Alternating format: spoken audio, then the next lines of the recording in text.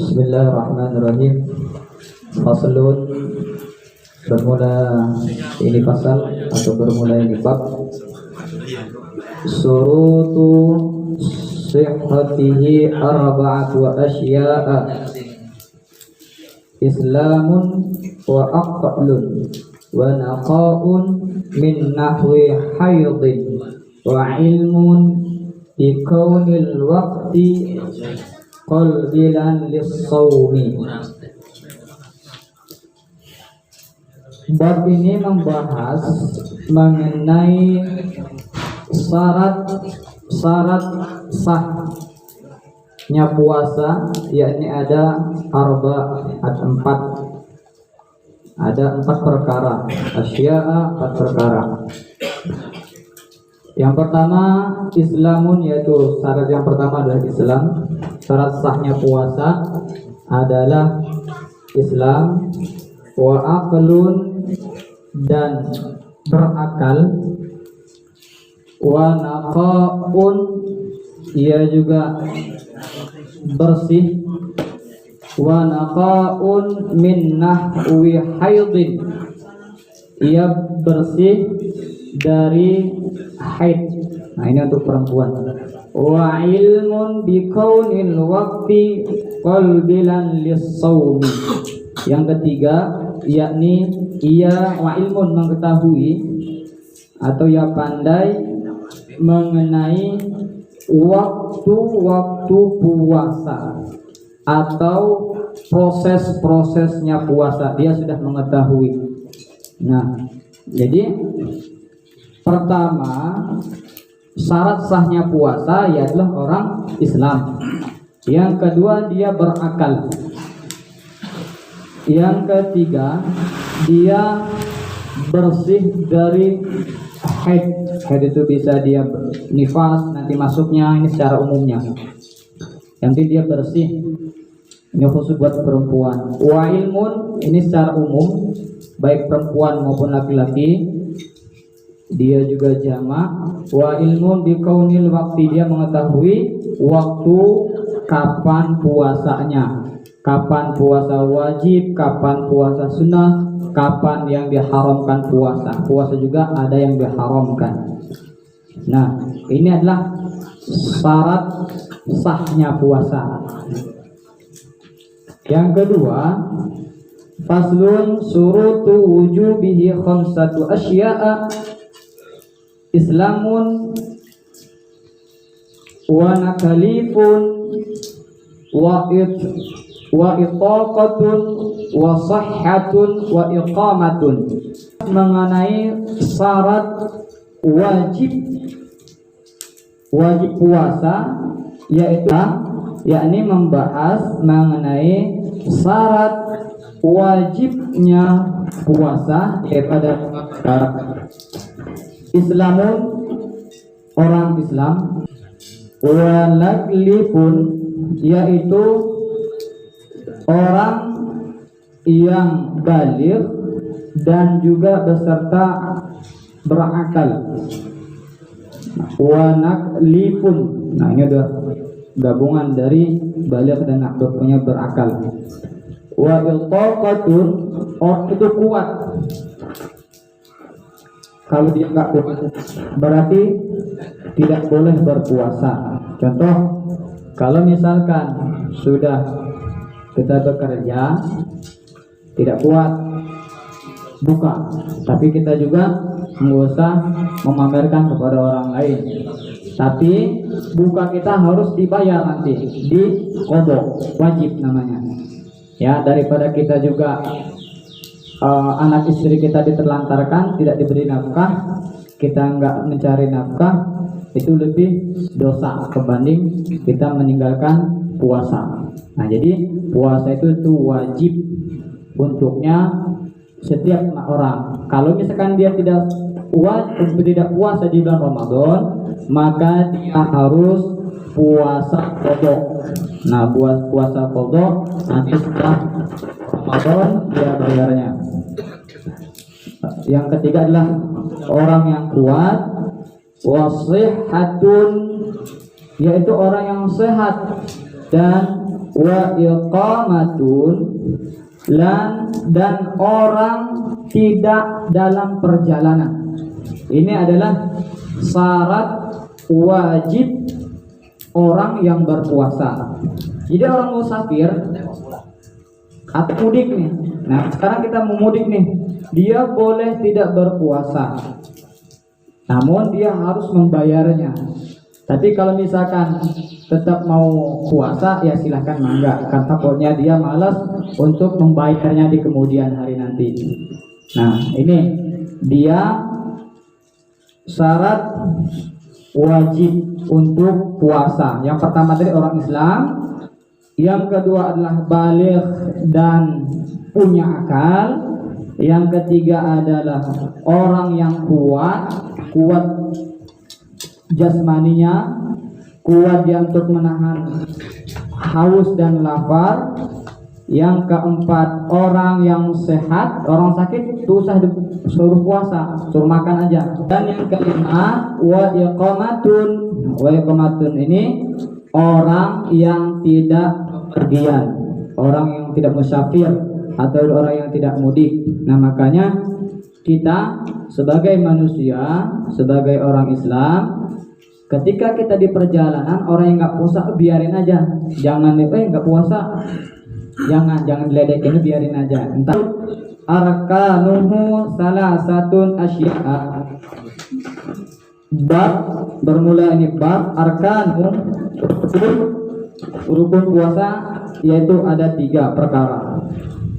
Niatun lailan, niat pada malam hari.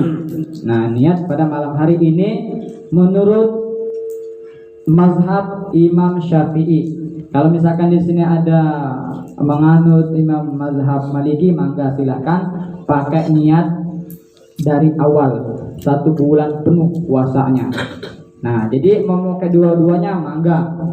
Misalkan takutnya dia lupa, pakai yang niat dari mazhab Imam Maliki. Nah, kalau mazhab Imam Syafi'i terus berulang-ulang setiap malam. Nah, ini adalah niat pada malam hari. Nah, rukun puasa ini yang pertama niatnya, yang kedua dia menahan diri, yang ketiga ada yang puasanya. Jadi yang puasanya siapa? Ya kita sendiri. Dan juga ada orang-orang juga ketika disebutkan di sini adalah fardu adalah wajib, puasa wajib. Nah, pertama tadi adalah niatnya pada malam hari, baik itu niat menurut mazhab Syafi'i maupun Imam Maliki. Yang kedua adalah menahan diri dari haus dan lapar, menahan diri dari nafsu. Yang ketiga yakni ada orang yang puasa. Ada rukun puasanya 3, ada juga syarat wajib puasa ada 5 tadi. Ada juga yang sebagian ulama menyampaikan ada bagian sampai 7. Nah, cuman di sini sudah itu udah bagian cabang dari orang sehat berakal tadi. Nah, itu dia bercabang. Nah, di sini disebutkan adalah syarat wajib puasa ada 5, Islam dan juga baligh dan berakal. Yang ketiga adalah orang kuat, yang keempat orang yang sehat, yang kelima adalah orang yang tidak sedang perjalanan. Nah, terus yang syarat sahnya puasa yaitu ada 4, orang Islam, orang yang berakal, orang yang mengetahui pada puasa. Nah, jadi yang orang mengetahui ini, kita yang sudah berkeluarga itu dilarang untuk berjima. Kenapa dilarangnya? Bukan dilarang untuk pada malam hari, namun di sini disebutkan adalah pada siang bolong. Kalau masih dia melaksanakan jima kepada istrinya, maka dia harus kena puasa kifarat. Apa itu puasa kifarat?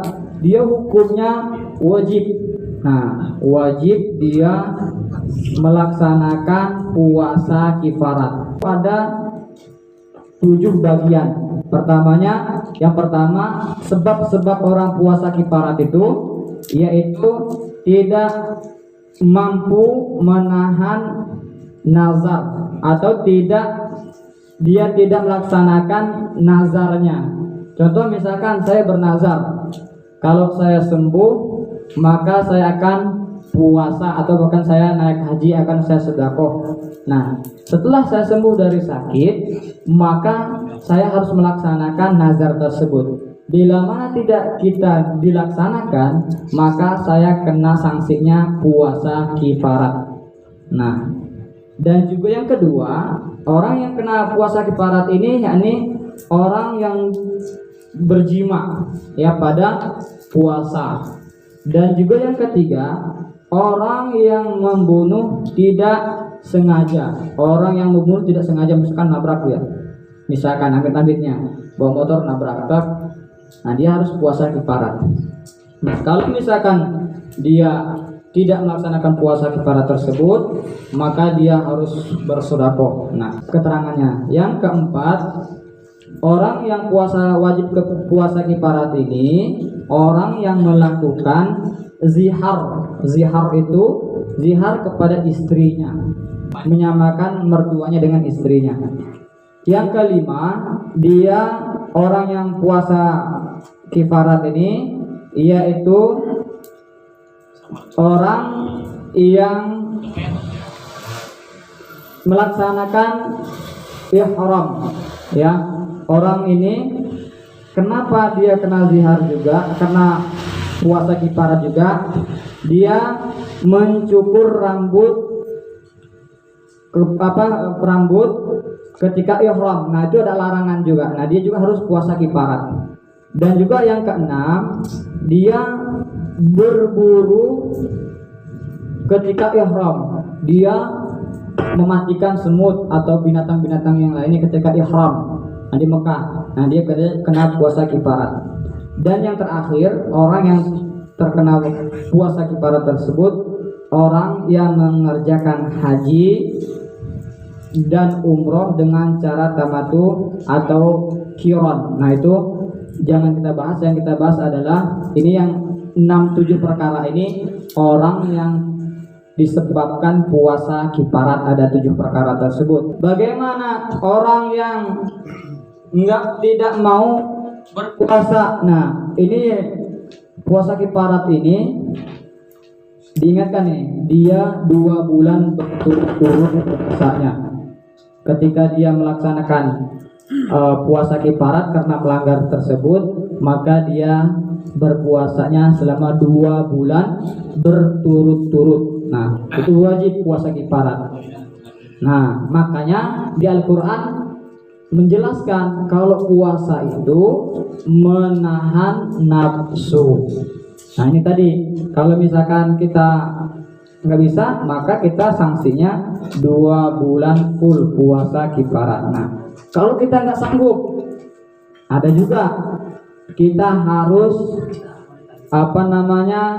ngasih makan 60 orang miskin.